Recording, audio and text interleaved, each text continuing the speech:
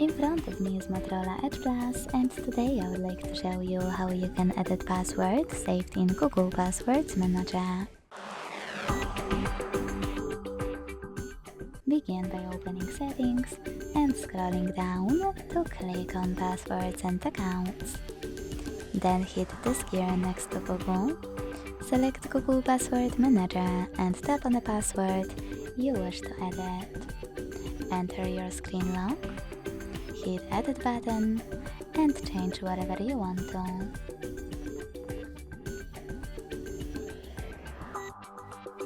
When you're ready, hit Save at the top right corner.